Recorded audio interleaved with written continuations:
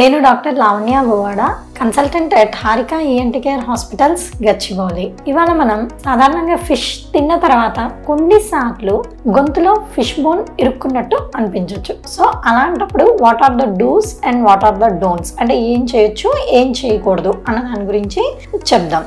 So fish bone ఇరుక్కుంది అనిపించిన వెంటనే చాలా మంది ఏం చేస్తారంటే అరటిపండు తినడం కానీ, లాట్ ఆఫ్ కూల్ డ్రింక్స్ లాంటివి, Thums Ups and all like aerated cool drinks తాగడము, తాగిన తర్వాత వామిటింగ్ కి ట్రై చేయడము, ఎక్కువగా రెచ్చింగ్ అంటాం, అంటే ఫోర్స్ఫుల్ గా వామిటింగ్ చేసుకుందుకు ట్రై చేయడం, అలా చేస్తుంటారు. అలా చేయకూడదు. అలా చేయడం వల్ల ఏమవుతుందంటే ఒకవేళ నిజంగా ఫిష్ బోన్ ఇరుక్కున్నా గుచ్చుకుని ఉన్నా కూడా అది ఇంకా లోపలికి వెళ్ళిపోతుంది.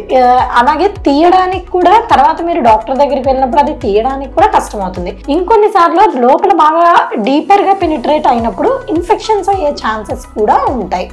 అండ్ ఒక్కొక్కసారి ఫింగర్ లోపలికి పెట్టడము, వామిటింగ్ ట్రై చేయడము, చేత్తో తీయడానికి ట్రై చేయడము, ఇలా వీటన్నింటి వల్ల కూడా both there is a risk, like మనకు అది ఇంకా డీప్ గా పెనిట్రేట్ అయ్యే ఛాన్సెస్ పెరుగుతుంది, అలాగే ఇన్ఫెక్ట్ అయ్యే ఛాన్సెస్ ఉంటాయి. వన్స్ ఇన్ఫెక్షన్ స్టార్ట్ అయింది అంటే థ్రోట్ పెయిన్ రావడం, మింగడానికి బాగా, అంటే మనం ఏం తిన్నా కూడా ముద్ద దిగకుండా ఉంటుంది, గొంతు దాటి ఏం తిన్నా వామిటింగ్స్ లాగా అయిపోవడము, ఫీవర్ రావడము, ఇవన్నీ కూడా ఇన్ఫెక్షన్ స్టార్ట్ అయితే వచ్చే సిమ్టమ్స్. సో ఇనీషియల్ స్టేజెస్ లోనే మనం అలా డిస్కంఫర్ట్ ఉంది అన్నప్పుడు డాక్టర్ దగ్గరికి వెళ్ళి ఉందా లేదా, కొన్నిసార్లు చాలా సార్లు ఏమవుతుందంటే గుచ్చుకొని కిందకి వెళ్ళిపోవచ్చు. సో అలాంటప్పుడు కూడా మనకి పెయిన్ అనిపిస్తుంది.